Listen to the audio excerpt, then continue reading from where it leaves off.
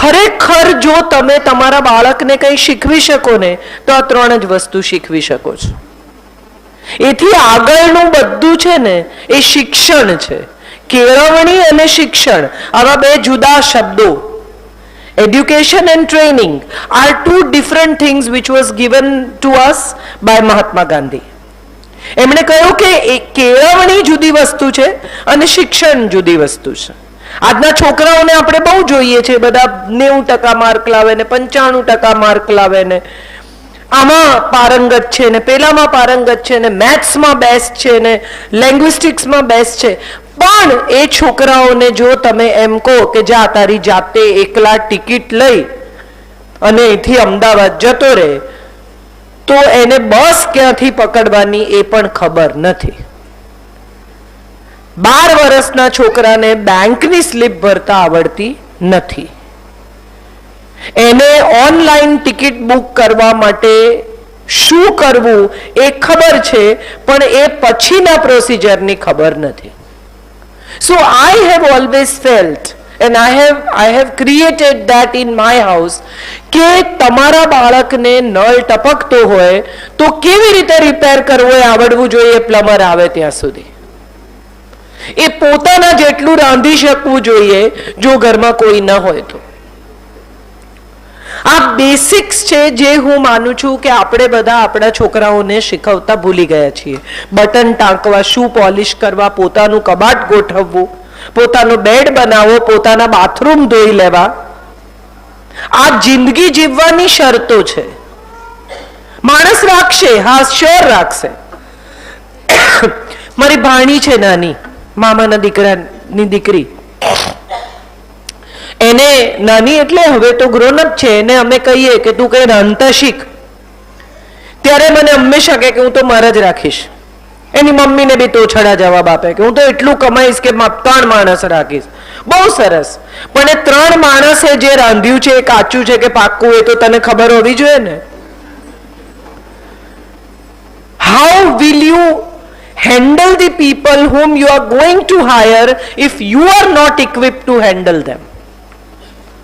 Our problem is we do not equip our children to handle what they are going to face in life. And this school that I have really given my consent and love to is going to actually prepare good human first. આપણે જે રેસમાં ઉતારી દઈએ છીએ છોકરાઓને, હાથમાં result આવે ને એટલે મા બાપ પૂછે હાઈએસ્ટ કોના છે? તમને હું ફેર પડે કોના છે?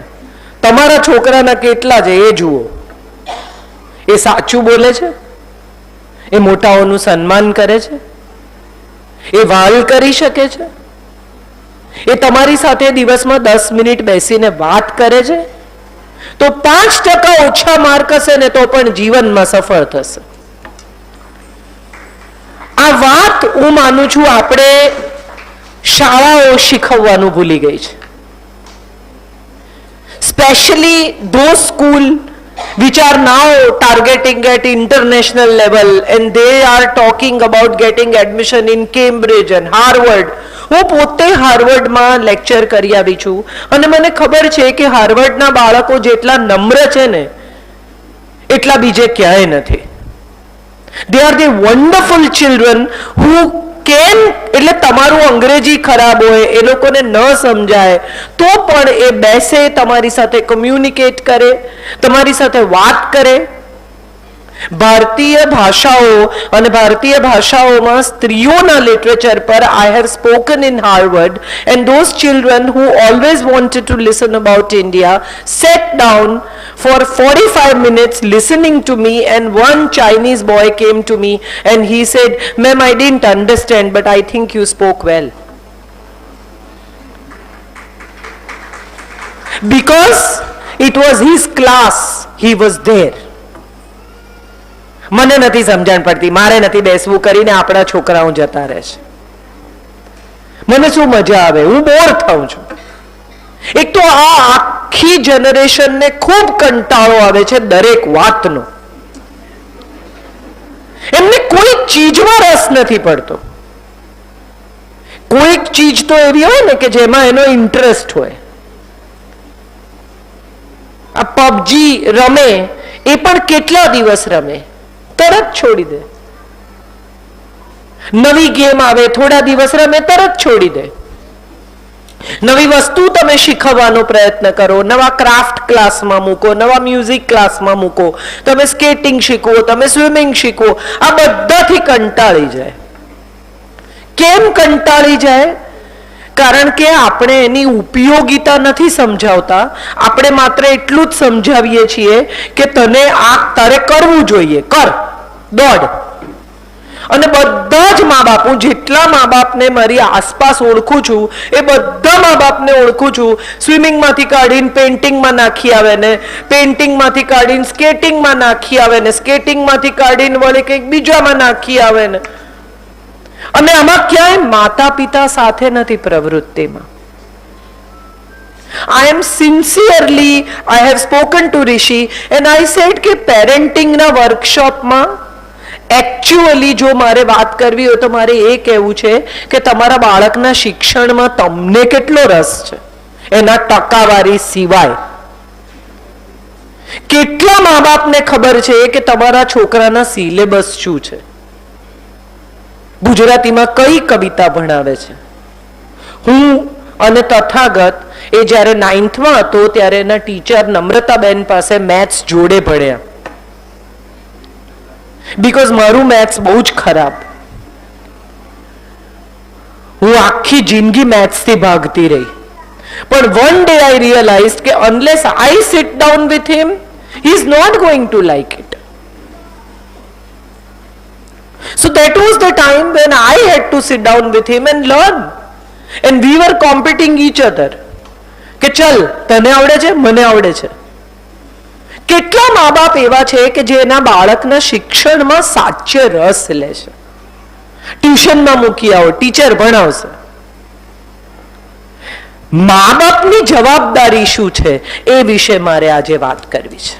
What is being parent? Biological એક્સિડન્ટથી તમે પ્રેગ્નન્ટ થઈ જાઓ અને હવે બાળકને જન્મ આપવાનો જ છે, બીજો કોઈ ઓપ્શન નથી, ત્યાંથી એકચ્યુઅલી પેરેન્ટિંગ શરૂ થાય છે. એક જીવને અરે યાર હવે પ્રેગ્નન્સી રહી ગઈ, હવે શું કરશું?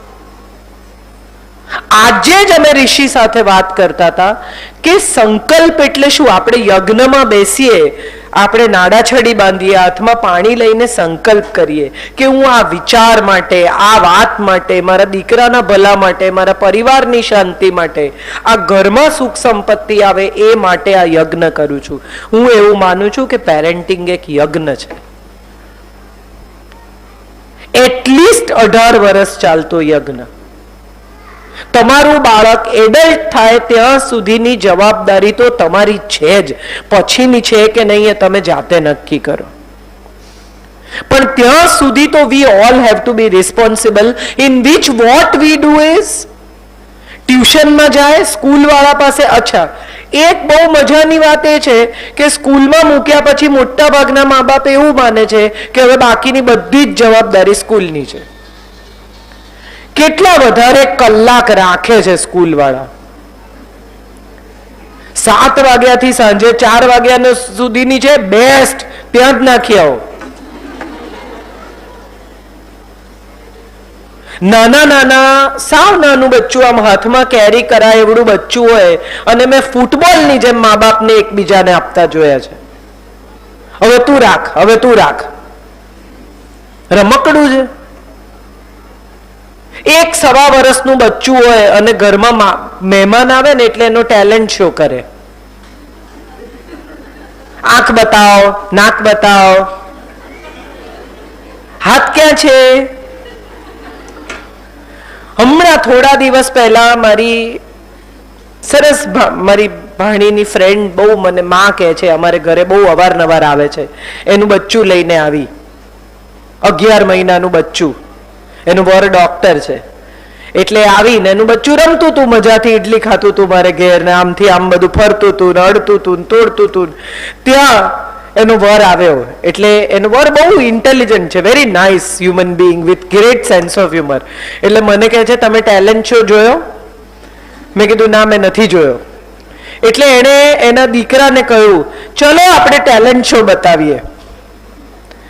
એણે જેવું એમ કહ્યું કે ટેલેન્ટ શો બતાવીએ એટલે એને બતાવવા માંડ્યું. આઈ સો મચ એન્જોયડ ઇટ કે એને એવું કહેવામાં જ આવ્યું છે કે દીકરા આવું બધું નહીં કરવાનું, ન કરવું હોય તો. થોડું મોટું થાય, સ્કૂલમાં જતું થાય, અંકલને પોએટ્રી ગાઈને બતાવો.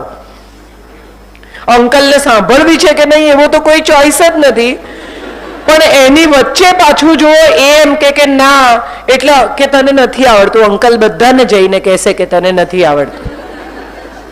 આપણે શું કરીએ છીએ? આપણું બાળક એ પ્રદર્શનનું સાધન નથી.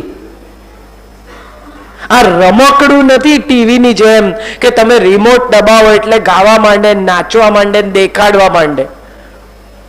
અને આ બધું કર્યા પછી જ્યારે 6, 7, 8 વર્ષનું થાય અને ઘરમાં કોઈ મહેમાન આવે અને ત્યારે જો એ અટેન્શન સિકિંગ બિહેવિયર કરે તો આપણે એને વળીએ. આવું કરાય? પણ આ તો અહીંથી જ શીખ્યું, તમારી પાસેથી જ, કે કોઈ આવે ત્યારે તરત આપણે અટેન્શન સિકિંગ બિહેવિયર ચાલુ કરી દેવાનું. હું જ છું સેન્ટર ઓફ એટ્રેક્શન, એન્ટરટેન કરવા લોકોને. Why are we doing it to our children? તમારું બાળક કેટલું હોશિયાર છે એનું સર્ટિફિકેટ તમારે બીજા પાસેથી જોઈએ છે? ન પણ હોય કોઈ બાળક હોશિયાર, ન પણ હોય કોઈ બાળક એક્સ્ટ્રોવર્ટ.